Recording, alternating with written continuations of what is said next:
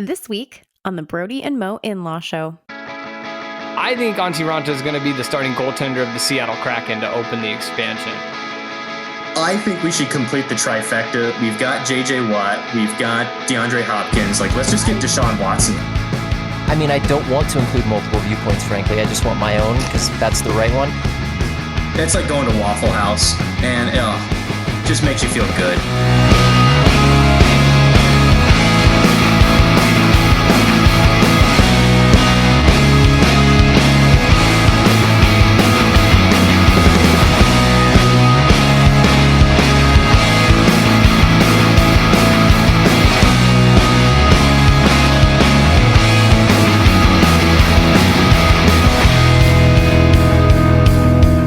This new countdown, Brody. We've never had a countdown before. It helps me. It puts undue pressure on me. Do you feel pressure? Yeah, I feel the pressure of Zencaster. It's supposed to be. Zen is literally in the name, and now I feel all this stress. I don't feel stressed. I feel stressed Brody, when I talk to you sometimes. take out your pen and paper, please. Okay. Please take out your Rocketbook. Rocketbook, please sponsor us. I need you to dictate. I need you to dictate a letter for me, please. All right. Go for it. All right, are you ready?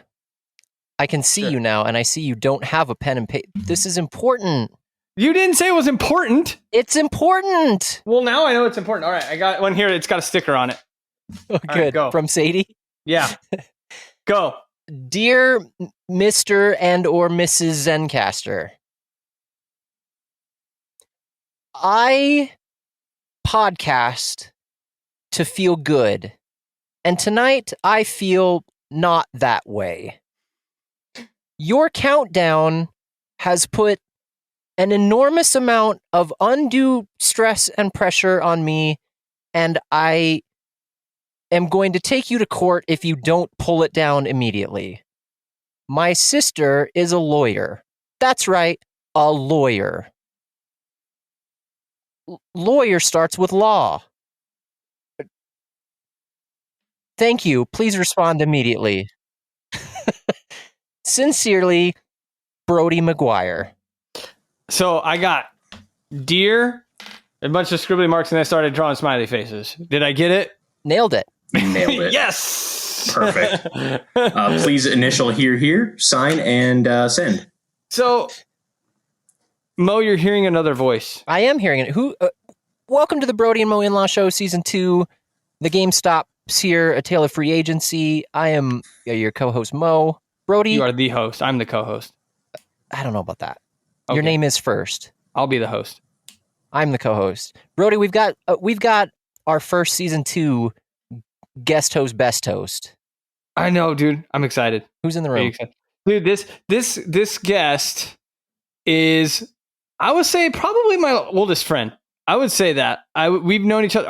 Our dads are best friends and have been best friends since high school. And so, we should say longest friend. Yeah, longest friend. And I don't know any other way to put it, but I've known this guy literally like my whole entire life. And it's kind of one of those cool things, Mo, where you're like, I was friends with him, even though we didn't go to the same high school, we didn't go to the same college. I actually went to extreme rival colleges, which we'll talk about in just a minute. Mm-hmm. But remains one of my good friends. And since we have a sport about being dads to daughters, it was only fitting that we have a guest who doesn't have any kids on our podcast, because that makes sense in our world. Sure. But, you guys are about inclusivity on this podcast. We are very inclusive. That is very fair. But plethora of sports knowledge and a great friend to me. And just, can't say enough good things. I love talking to him. Love him. He's like my brother. Clayton Lawson, everybody. Yay! Clayton, welcome to the show. Me. Welcome to the show, man. Thanks for coming on. Good to be on. Thanks for having me. We're glad you're here. I do have concerns, Clayton. Of course you do. I can see you, which is a concern. Mostly because of your wardrobe. Oh yeah. I picked this polo just for you guys. I knew you did this. Yeah. I knew you. Oh yeah. And it was clean, so that also went into it too. But also the making mad part. Yeah, I knew it would annoy you more, and it was clean, so like it had a two-factor It was a fourth decision. So there's a strike decision tree involved. Strike one was it was a shirt. So you got that part. Strike two was it would make us mad. Strike three, it happened to be clean. So it was, I ticked all the boxes. I did. Yeah. That's really actually how I get dressed in the morning is it clean and can I throw it on in a hurry out the door? And is it today, a shirt? Today the third factor was you guys. You're right, though. We are an inclusive podcast. We're here to incorporate multiple viewpoints. We're not going to, I don't want to include multiple viewpoints, frankly. I just want my own because that's the right one. But we're going to try today. We're going to try to branch out a little bit. And so we've got someone wearing an Arizona State University polo on our program today. So I'm feeling a little uneasy. The countdown hurt, the shirt hurts, but we're going to push forward. Yeah. Sponsored by the Sun Devils. All right. Wow. We're searching for, we're looking for sponsors on this podcast. You guys might as well reach out to frenemies now. So they just get it all.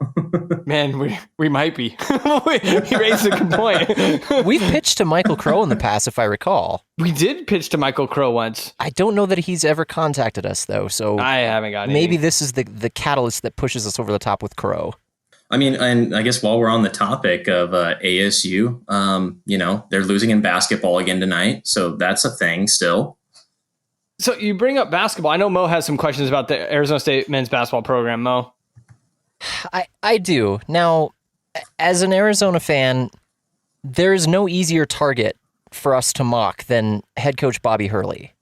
He's a caricature of himself and of a human being on the court.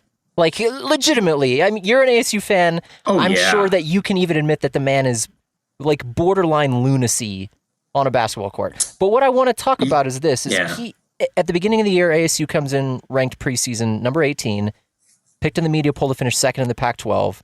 Remy Martin comes back. They've got their, number 7 in the nation recruiting class this year. Expectations are sky high for ASU basketball, and rightfully so. I think last year was their 3rd straight year of winning 20 games. First time in the program's history that they've done that. So this year was supposed to be the year. And they have not been good. They've not been a good basketball team. And immediately I want to point at Bobby Hurley and say I pin it on him. This is his problem. I don't think he's a good coach. He's not the guy to lead this program. But then you start looking at what he's actually done for them. And like I just said, 3 straight years of 20-win seasons. He's got nationally ranked recruiting classes. He's taking them to postseasons. This is not something that's happened for ASU basketball in my lifetime. Herb Sendek was the last guy I remember being good, and he only had a couple of years where you go to the postseason, and you've got James Harden on that team, so of course you're going somewhere. So, I want to call Bobby Hurley a bad coach, but I don't know that that's right. And so I'd love to hear perspective from an ASU fan on if Bobby Hurley is a guy you want to see moving forward in that position. Yeah, I don't know if I want to see him in the position much longer. And here's why. I think if you look at his career arc, it's kind of similar to Sean Miller in all right, you've got a guy in your case, U of A's case, much better program, right? You're taking over for a Lute Olson. Yeah, I know there's a couple interim coaches in there, but I guess we won't count them. But, ASU needed to build a program, needed to have a more consistent program. And you got a guy that's doing that. Like you said, we're winning 20 games. We've had ranked recruiting classes. I think where Hurley isn't putting it together is literally on the court. He's got this mentality of point guard you, and how many times we ran 4 and 5 point guards out there a night for injuries, COVID, whatever. And a couple of years ago, it was I thought it was a fad because we literally didn't have anybody, our best players were all point guards. So I just thought that's what he was rolling with. Let's roll with your best players. Let's see what happens. And it was entertaining for sure. But, we ran into, what was it, a couple of years ago when U of A had the 2 centers, the 2 7-footers. And that game was atrocious to watch for ASU because it was 4 midgets against these 2 7-footers. Deuce on. Yeah, exactly. It was just brutal to watch because you can't, again, you can't teach size. The basketball idiom that just never dies because it's unfortunately true. Right. And so ASU lives and dies by the 3-pointer, and that's not a way to build a program. That's not a way to actually game plan. Like, you can't game plan to shoot 40% from beyond the arc. Like that. It's just not sustainable, no matter who you have. So and that's why when it works, it works. Oh yeah, you look like a genius. Steph Curry made a career out of it at Dayton, right? I mean, he got that team to the Elite Eight, and nobody'd ever heard of him because he got a hot hand shooting. Right. It's also very reminiscent of the Mike D'Antoni Phoenix Suns era, 7 seconds or less on the shot clock too. Like, you're going to go down, you're going to shoot the ball. That's your game plan, is score, score, score, score. So high risk, high reward. You're right. When it works, but is it sustainable? Is it feasible? Is it something that's going to take you deep into the postseason against like a Kentucky, Blue Blood, Duke, North Carolina? Probably not. No. I mean, all those Blue Blood teams you're talking about, Duke, Kansas, any of them, they're getting size on their teams. I mean, they've got 2 power, even if they don't have a true 7-footer that they have drafted or recruited, they've got 2 6'8" guys, and they have probably a 6'9", 6'10" guy. I mean, they've got some size. Those guys, now the way that basketball has evolved, even those guys that are 6'8" to 6'10", they shoot threes. Well, and the other thing though to remember is that ASU has historically been not a great basketball program. I mean, really, you got James Harden, obviously, to come out of ASU, great basketball player, all that. And they've had spurts of good years. So you're not going to recruit the guys that Kansas, Kentucky, the Blue Bloods are getting. So I think Hurley, maybe he's trying to play to his strengths, which is just shoot every wild shot you ever can be, i.e. Remy Martin. He plays, I think, an atrocious style of basketball, but that's just my own personal opinion. So he just has this run and gun style because that's the kind of guys he's recruiting, because you're not going to out recruit Kentucky. You're not going to out recruit at ASU against some of those other teams. Even you're going to struggle against U of A with a historic program. So is he just recruiting that way? You're not going to get the 7-footers. Yeah, I think you're right. I think it works. That type of offense works better, to your point, Mo, in an NBA team like the Suns, because you're dealing with much better athletes. You're dealing with a more you're also running that offense with a Steve Nash and an Amari Stoudemire. Like, you have the guy that can dish any pass and make 95% of his free throws, which is still unbelievable. Yeah. And then you got Amari Stoudemire, who it's a pick and roll offense. It worked, but they're not running a pick and roll. They're running a true run down the court, chuck up a 3 in 7 seconds and hoping to just outrun you. But I will say this, the one good thing, Mo, you said that Bobby Hurley is like an absolute insane person on the sidelines, and that's just been very well documented over the course of his career. And it reminds me of Mike Stoops. And it was kind of one of those things like, my team might be bad, but I'm getting a show on the sidelines, right? They might be bad, but I'm going to see what old Hurley's going to do, and I'm going to see what Mike Stoops is going to do, because I know he's going to blow a head gasket because of some reason. I'm really glad Mike Stoops got brought up on this episode. It always makes me happy thinking of Mike Stoops. Like, that guy was my favorite U of A coach just because of how bad he was for you guys. And it's amazing that someone was worse. Yeah, that's the thing. In retrospect, he wasn't that bad. Like, his recruiting class is the reason Rich Rod was any good. Yeah, that's how Rich Rod. Look at how Rich Rod made his career. He goes into West Virginia, takes that recruiting class, does well. He immediately bounces to Michigan, takes that somebody else's recruiting class, does really well.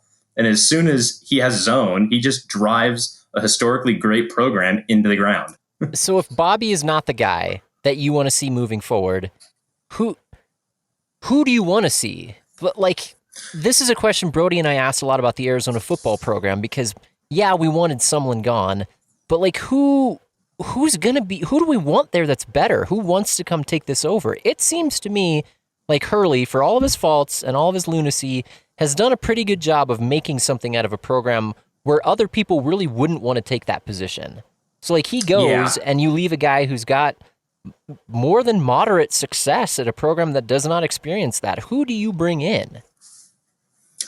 And I wish I had a great answer for that because I'm not a college basketball expert. So I think you're running into that quintessential coaching question is, do we bring in another young up and comer who somehow takes the program another step, which is, I guess the next step for ASU is what, consistently making March Madness. Yeah. I guess that's the next step. Yeah, I think so. Maybe getting into the round of 32, into the Sweet 16, making it to that second weekend. For sure. That's it. That's the metric by which you judge that.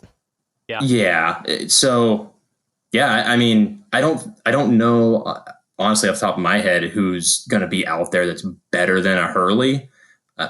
Unless you get it, it would probably have to be somebody like, let's say, a Donovan Mitchell who used to be at Florida, now in the NBA. Let's say he got fired and has that college experience. You get somebody like that can come in, also recruit, has a little bit different system that has had success. But I mean, I don't see him getting fired or wanting to come back to college. So, I mean, that's just a name as an example. Maybe like a Brad Stevens from the Celtics, who I don't think is going to be long for the NBA. Yeah, but obviously he could. He has a good college system that can win games. Yeah, but And, Brad Stevens I mean, isn't going to come to an ASU. I don't think he's going to go to I think he's going to end up at a bigger school, right? Yeah, I agree. He's going to be. He's going to be. if he goes to college. Yeah. If he goes back to or college, he's going to charge, right. or he's going to charge ASU. Kevin nose. Sumlin-esque penny. Well, clearly Abor's willing to pay that stuff, so then there you go. Hey, ante up, he doesn't have to boys. work anymore. Maybe.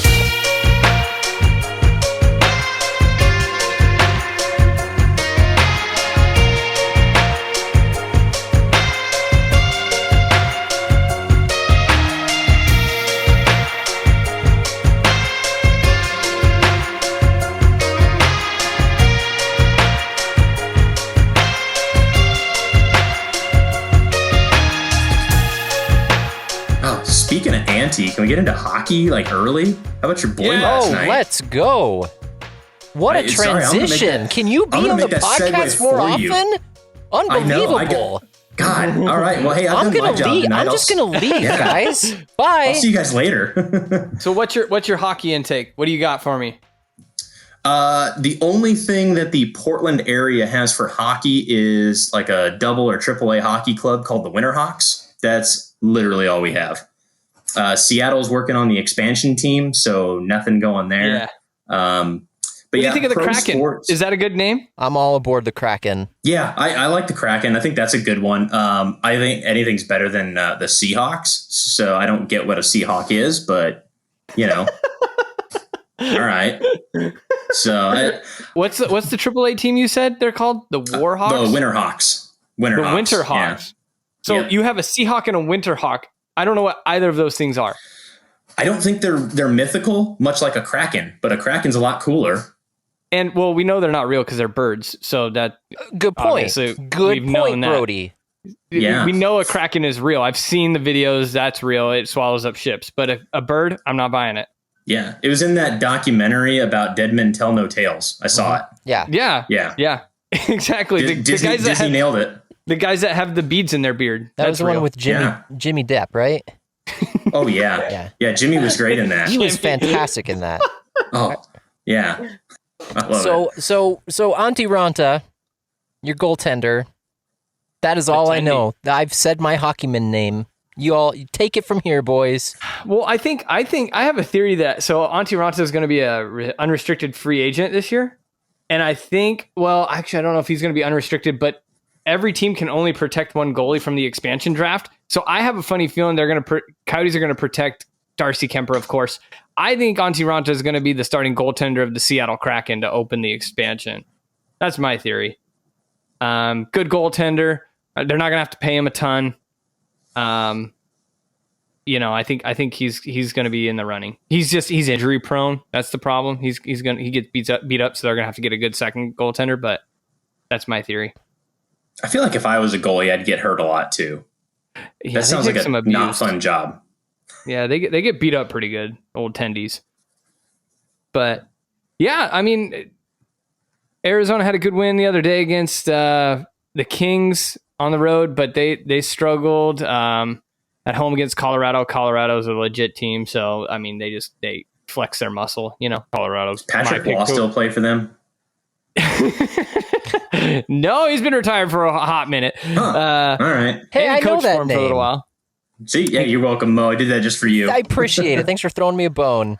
They're my prediction to win the Stanley Cup, Colorado Avalanche.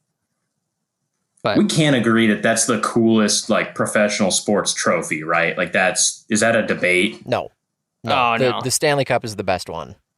Yeah. Okay. I'm glad we're all in agreement on that. It was solidified so hard when everyone lost their mind about Brady. Not everyone. When that one woman, that Karen, lost her mind about Brady throwing the Lombardi trophy on the boat. Did you see this, Clayton? yeah, uh-huh. No, I didn't. So the daughter or the granddaughter of the person who smelted the original Lombardi trophy lost her mind that Tom Brady had the gall to throw the trophy from one boat to another over the ocean. It was a dumb idea, and Brady was just plastered drunk, which was awesome. Good for him. Just he doesn't stumbling want- out the gate. I want drunk. to talk about that in a minute, but continue on with your story, Mo. Let's come back to that in a minute. But to see someone get so over the top protective and bitter and get off my lawn about the trophy when there are guys eating cereal out of the Stanley Cup, They're christening their children in the thing. yeah. By Phil default, that Kessel makes ate, the Stanley Cup cool. Phil Kessel ate 20 hot dogs out of the thing. All right, can we calm down Good for for a him. second? Yeah, it's the coolest trophy. And I like that you brought up Tom Brady being plastered. Is that his? I hadn't thought of this before. Is that his driving force to winning all these championships? He's not allowed to drink unless he's celebrating a Super Bowl win. Because he doesn't drink during the year, right? He can't. No, He's got a diet, and he's 900 years old now. Is that the motivating factor?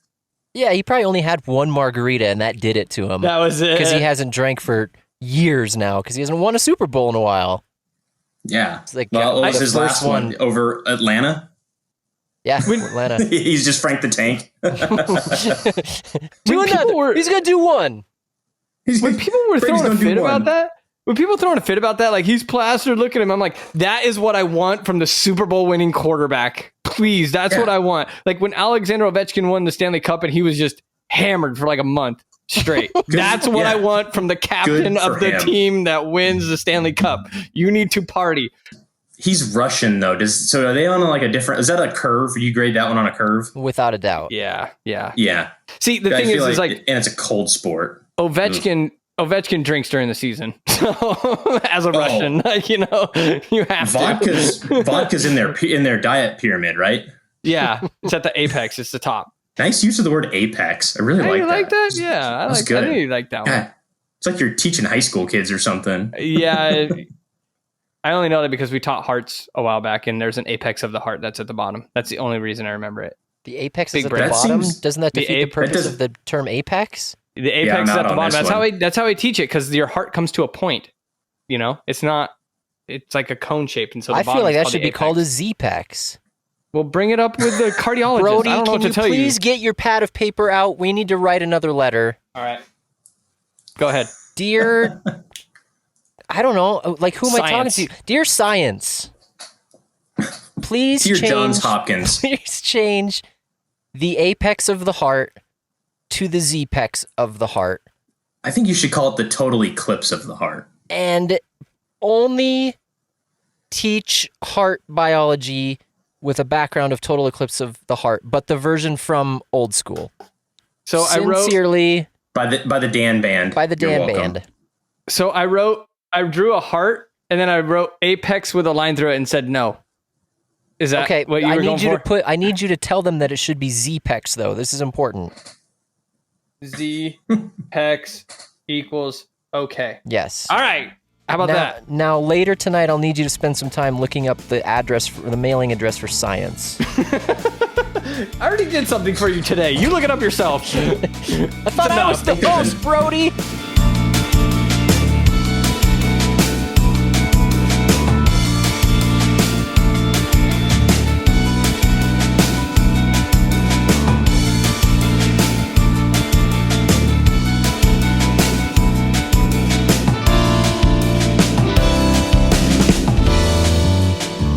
honestly, how often have you needed to use cursive in your adult life? But like once you know how to sign your name, I mean, what else do you use cursive for?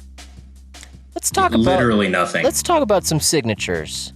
Let's talk about an important signature on an important piece of paper that happened last week. The Declaration of Independence? That is not correct. That's close. That was an important signature. I feel like Brody nailed it with the most famous one because that's the one that popped in my head. I feel like Magna Carta is more famous than the Declaration of Independence. Without the Magna Carta, you don't have the Declaration of Independence. If we're going to start talking about old documents, I'm going to get another beer. First of all, sir, you are right about the history of the Magna Carta, but literally nobody else knows that. That's fair.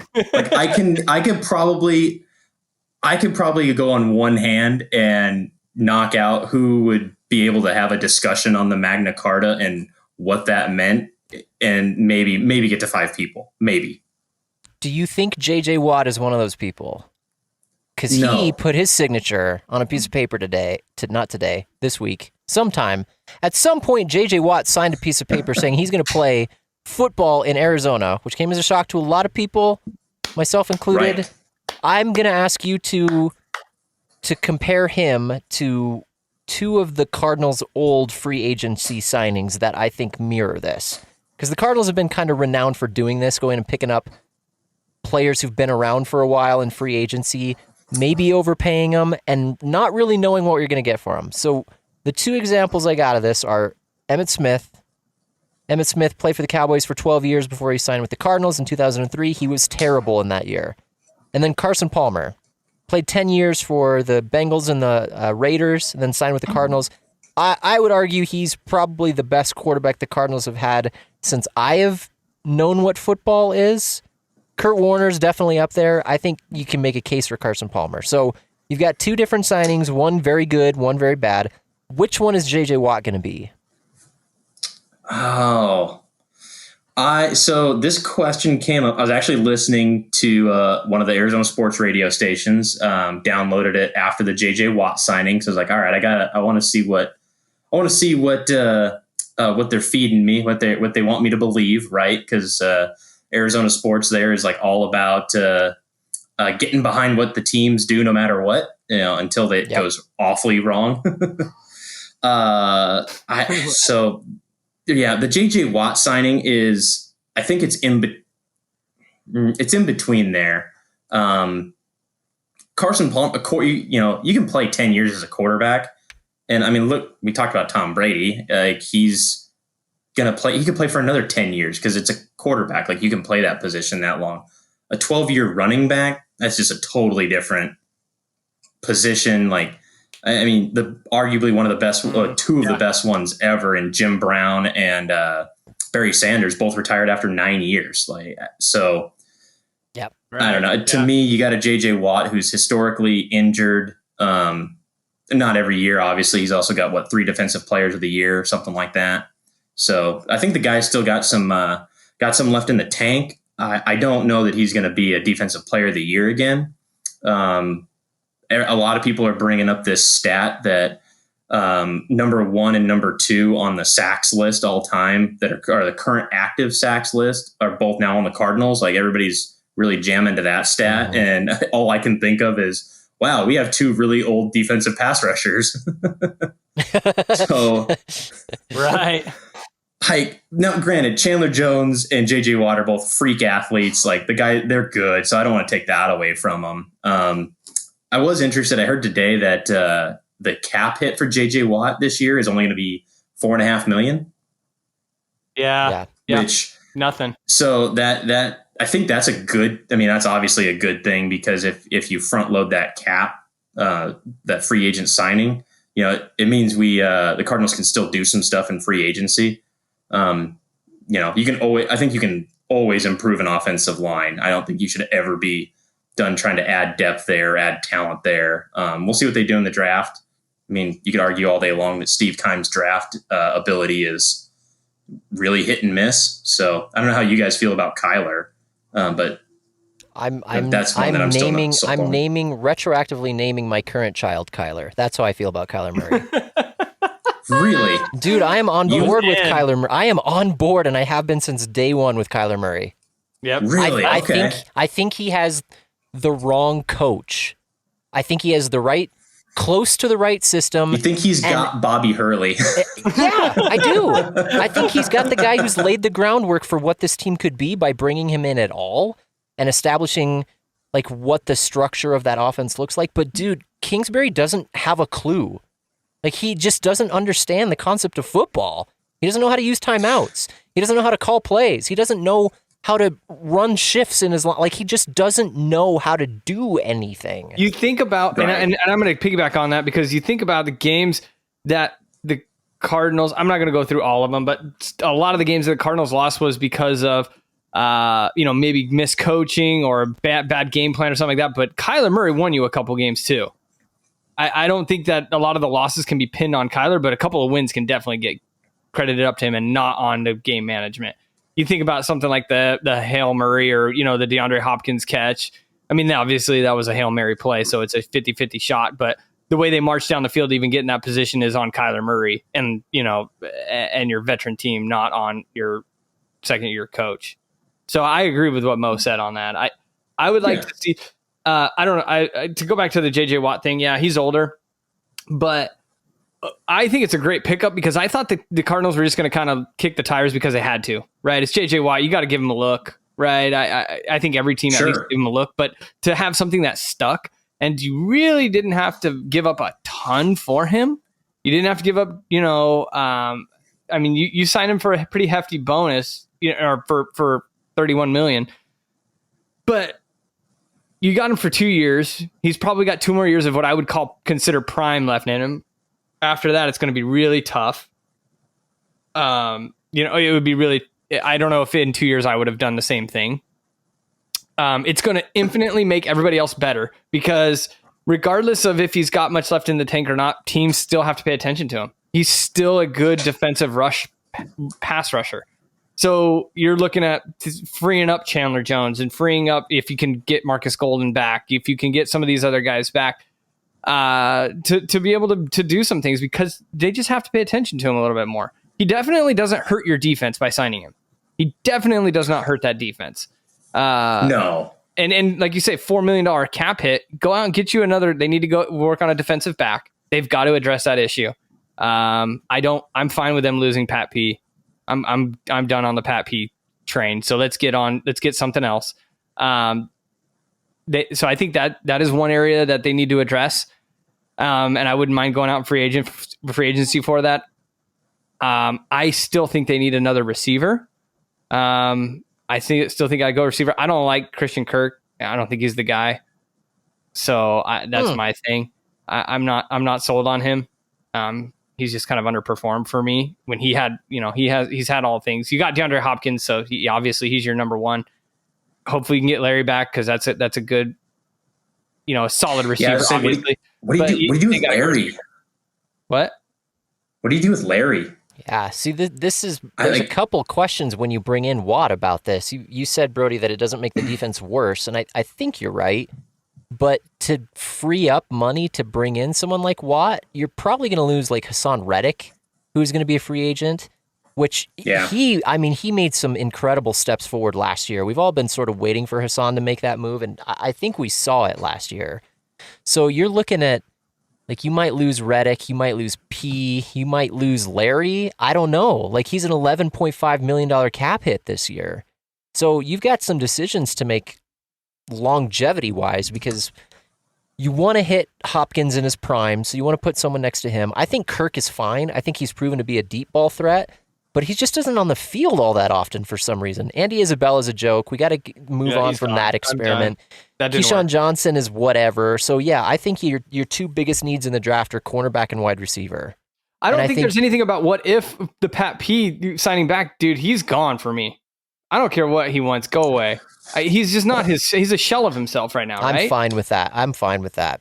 Yeah. Well, what if you get him for something affordable? That $4 million. I don't think you can. So I think it's a moot point. But if you get him for $4 million, I think he's probably be worth that. I think he'll want more. But yeah, I think maybe just as a face of the franchise and as a resident of the city, it'd be good from that perspective. But I think he's still got the name in the NFL too. maybe, but there's other guys that you can.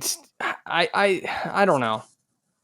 Yeah, I think you're right though. I think it's time to go young. I think it's time to go younger on defensive backs. I mean, he showed it last year. I mean, he can't. Well, not a lot of people can guard DK Metcalf. Like that's one of the few games I get to watch every year. Is the Seahawks now and Cardinals? Like finding a Cardinals game on TV is hard for me, especially in a pandemic. You can't go anywhere. But yeah, he's not your number one corner. He's not a number one corner in the league anymore. I don't know what else to put that. I don't think he is. I think defensive backs are one of those positions that you have to draft and find somebody that's controllable for 4 or 5 years in the draft, and that's how you build your defense. Let's be honest, you got a defensive back that's going to have to cover DK Metcalf twice a year.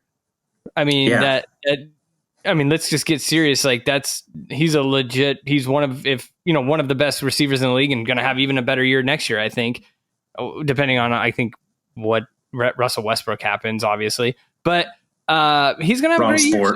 So yeah, I think he's going to need to do some. They're going to, I don't know. I think they got to go defensive back. I think they got to go wide receiver. Those are my two areas of concern, but I think the JJ Watt signing's great. I don't understand. I mean, yeah, I think they need to get another running back too, because I don't think Kenyon Drake comes back. Yeah, I think Kenyon's going to want to get paid. And I don't blame them. And I don't think they want to take the cap hit at running back. I think they tried that experiment with DJ, and it didn't work. That's why they traded him. So, but I will tell you, like from the Pacific Northwest perspective on JJ Watt, the first meme that somebody sent me was I don't know I think Brody, you watched Game of Thrones finally. I don't know if you ever did, Mo, but you're a nerd. I'm assuming you did. Still never. But you're not going to ruin anything. I made it through 3 seasons. Winter never came, but it snowed all the time, so I gave up. So okay, that's fair. So I'll just nix that analogy completely and just basically say that what they're worried about is the Seahawks offensive line is so bad that now they have to twice a year face JJ Watt and Chandler Jones. And Aaron Donald. Aaron Donald too. Well, and that was just Joey Bosa. Yeah. Actually, they brought up literally all of those names. By the way, Aaron Donald's not human, right? Like that guy is a freak of nature. He is so good. Like every time I watch, like I've seen that guy triple teamed and still get pressure on a quarterback. Yeah, that's unreal. Exactly. Oh yeah, he's unreal. Like I would, if you want to build a defense, just get that guy, pay him whatever. Let's trade JJ Watt straight up for Aaron Donald. Oh my god. Well, why don't we complete the I think we should complete the trifecta. We've got JJ Watt. We've got DeAndre Hopkins. Like, let's just get Deshaun Watson. Knew this was going to come up. Like, let's just do it. You can't go wrong with that, right? Deshaun is amazing, but I'm all aboard with the Kyler train. He's great, but Kyler's you got him. You've got Kyler. You can't. So they offer you because Kyler's still controllable and Deshaun Watson obviously is a lot more expensive. Like if you could kind of figure out the like a sign and trade deal, would you do that? Like honestly, would you do that for DeAndre Hopkins or for Deshaun Watson? A sign and trade for who? Like what do you for Deshaun Watson and Kyler? Like say you wanted to swap Kyler Murray, that was part of the package. Whatever the package is, I don't know, but just. So the hypothetical is, who would you give up to get Deshaun Watkins, or what would be the trade? What would they even go for? Because a straight up sign and trade for Kyler is not going to work. Yeah, I think I don't think you'd have to give up a lot more. I mean, maybe another pick, but I don't think it'd have to be a high pick. You'd have to do a mid round one, like a third or fourth. I don't think you have to go. Because Deshaun Watson is going to cost so much money, and Kyler Murray's still controllable for 3 years on his rookie deal. So I think there's some value there. So maybe a second round pick. I don't know. The crazy thing is Houston would probably do it. Houston would probably go for that. Yeah, because they actually don't have any picks. You have to keep that in mind too. Like right. Houston they've traded away their entire future. They have nothing. And Deshaun wants out so bad. Yeah, and Deshaun wants out. So, like I said, they'd have to, that's what Steve Keim gets paid for, is to knock out all those details. But, let's just say tomorrow you wake up and the highlight of the trade is Kyler for Deshaun. The other stuff, whatever, it shakes out. Like, obviously Mo is going to be heartbroken because he just named his kid Kyler. But how do you feel about it? I don't feel bad about it.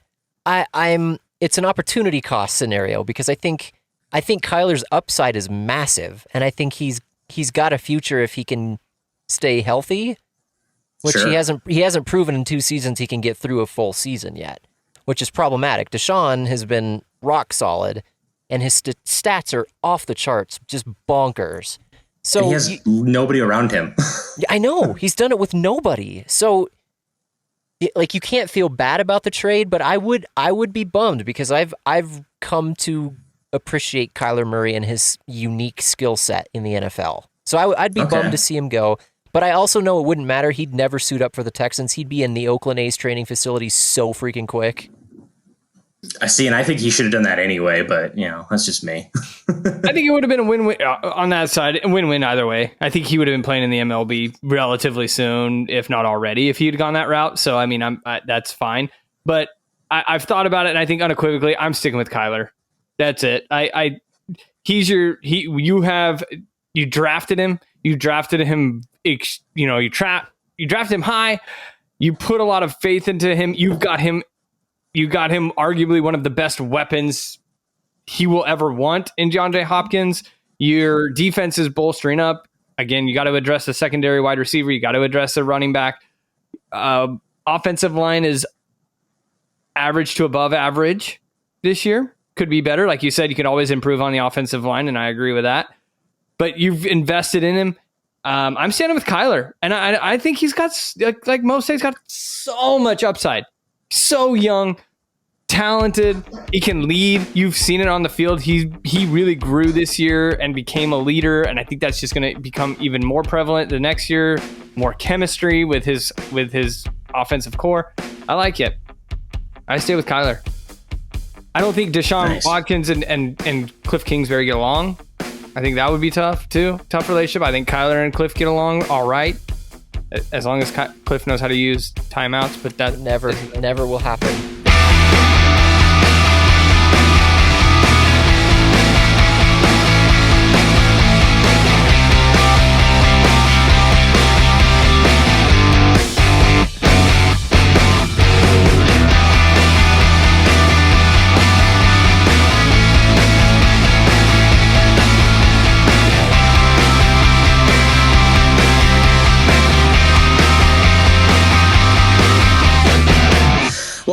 Well, I do have a question though on like going all in on sports.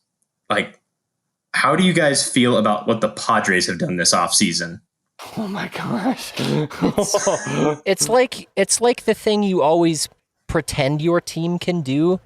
You're like, what if we just went out and got Aaron Rodgers, and we also got like Zeke, and then we got like, it's the thing we're talking about. It's like you're building an all-star team. But every NL West team seems to be trying to do that. It's wild. Except for the Rockies and the Diamondbacks. Except for the Diamondbacks. Of course, except for the Diamondbacks. Well, the Rockies also... The Rockies had one of the best players, not into the division, but like one of the best third basemen in baseball. And they're like, you know what? For sure. We don't want that guy. We'll just give him... Literally, we'll give him and half of his contract to the Cardinals. Yeah. And they got nothing for him. Yeah, the pitching rotations in the NL West this year are it's kind of wild. Like I don't know how you think as a team outside the Dodgers or the Padres that you even have a look in that division. Yeah, and if you're the Diamondbacks, do they agree? I don't even know how many games they're playing this year. Last year was 60 games. Normally it's 162. It's back up to 162. Oh, the players union finally stamped that one down. I know they were arguing about it, but so, okay, in a normal year, you play your division rivals 19 times. Like, you got 38 games against Clayton Kershaw, Walker Buehler, Trevor Bauer. A former Diamondback. Like, the amount of former Diamondbacks who are awesome just infuriates me. Isn't Max it wild? Scherzer. It's horrible. But yeah, and then you got this And then- great roster from the Padres. You know, Yu Mhm. Darvish. Like I don't know. It's just Musgrove crazy. came over from the Rays. Or sorry, Blake Yeah. Snell came over from the Rays. Right, yeah. No. Yeah, don't worry though. The Diamondbacks signed Asdrubal Cabrera the other day. He's a journeyman infielder that nobody, unless you really like baseball, you've heard the name for 10 That ought years. to do it. Wow. That ought to do it. The bummer of it is the Diamondbacks have a decent young core in their rotation. Like I think Gallen and Merrill Kelly, Luke Weaver, they've all got potential. Like they've got a solid young rotation, but you're just Well, not especially gonna... when the Diamondbacks trade them for nothing and then Exactly. they go play somewhere else and become Cy Young winners. Mhm. Yeah. Hashtag Max Scherzer. Yeah. Maybe the Diamondbacks will sponsor us. There you go. I know. They can't afford to. They've already proven that they don't spend money. That's They were fair. so quiet. They were so quiet in the offseason. I'm seeing all that's going on in the NL West and like, guys, what are we doing? We're just folding up shop? What do you guys think? I don't know. Honestly, all those signings though were it was all the Padres. Like I mean, the the Padres Padres and just did. the Dodgers re-signed a couple of guys too. I mean, you know, Padres Yeah, went well, on. the Dod- Padres made the biggest splash for sure. Yeah, and then the Dodgers getting Trevor Bauer was almost like oh crap, look what San Diego's doing. Like we should sign somebody. Mm-hmm. And they're like, and I mean, Magic Johnson doesn't care about paying the luxury tax. Like he's like, I will pay it. We don't care. It is. They're what like it the is. Yankees now. The Red Sox are doing that. It's like, yeah, we don't care. Dude, Magic Johnson is a good Twitter follow. I don't know if you're on that, but it's like he just says everything literally, but I don't know that he means to do it. Like he'll say things like, Devin Booker is an excellent basketball player, and this should be a great game between these two teams. Like that's every one of his tweets. It's worth Good taking on a you, look Magic. here. Guess I'm gonna have to follow Magic Johnson on the Twitter now. Let me pull one. I don't think I'm too far off on that. I'm going to pull up the one he had about Devin Booker. It was about that mundane. But anyway, go ahead while I look up this. I did like speaking of Devin Booker, like I really like that even because obviously I don't get the same intake of Arizona sports anymore. Like they're not, the Suns aren't on TV unless they're playing the Blazers like that. But I did like the amount of news and I don't know, just information that still came through when Booker got snubbed from the All-Star game. I thought that was cool. So it actually made the national rounds because, there's not everything does from Arizona, but that one did. But it's true though. Like, what a snub! What in the world, dude? How is he not an all-star? And now he is because somebody else couldn't be in. Yeah. Yeah. Like what?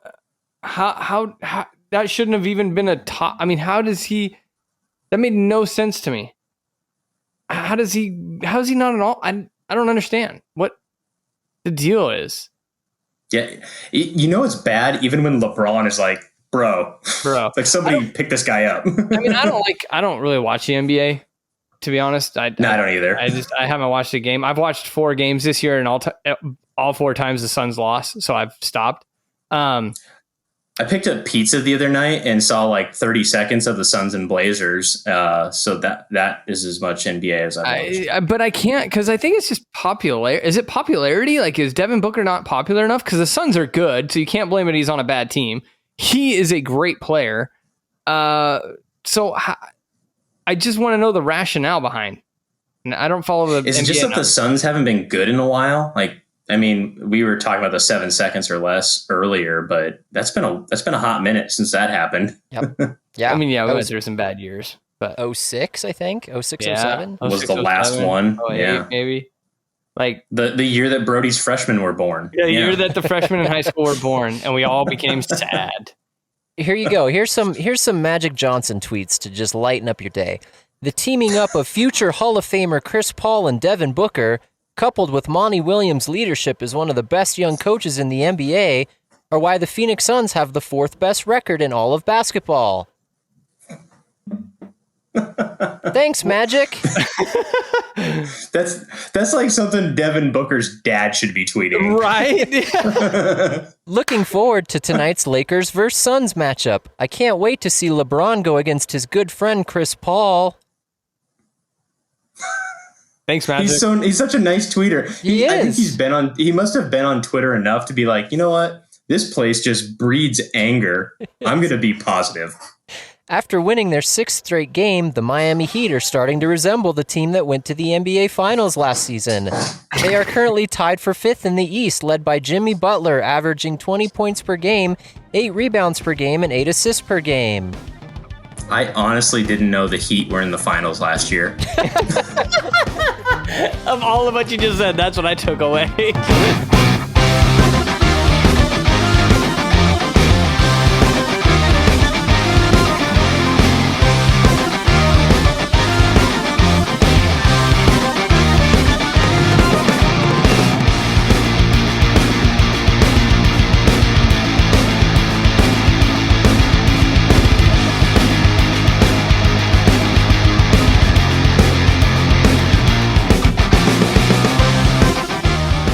It's like going to Waffle House, and just makes you feel good. Yeah, you can't be miserable at a Waffle House. You may legitimately have stumbled on the first place that will actually sponsor us in Waffle House, because no one in the history of Earth has ever said, I'm going to go to a Waffle House to feel good. Are you kidding me? I feel great every time I go there. I've heard I'm going to go to a Waffle House and score some meth.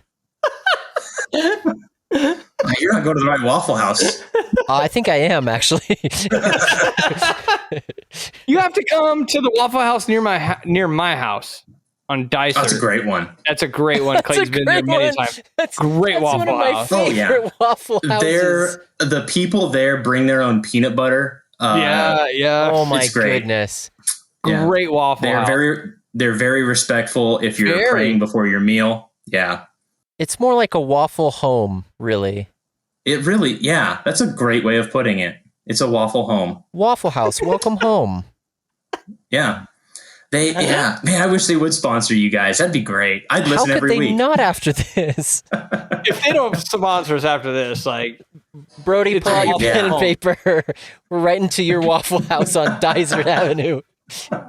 Dear Professor Syrup, I'm not actually. You don't need to dictate this one, Brody.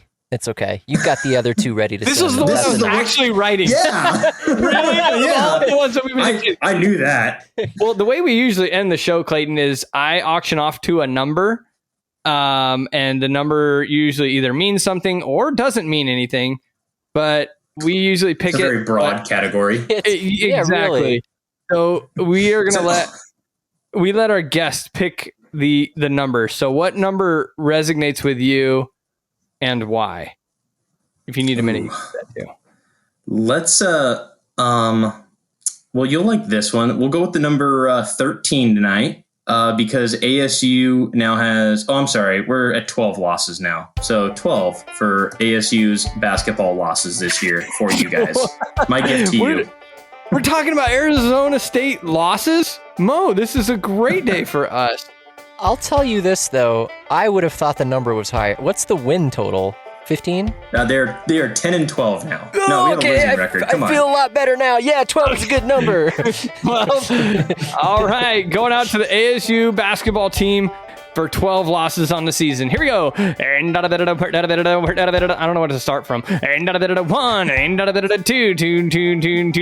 now 3, 3, and here 4, now 5, $5 here, 5 and 10, 10, 10, 10, 11, $11 here, now 12, 12 for the losers, 12 now 13, 13 here, 13, 10 and a half here, 13.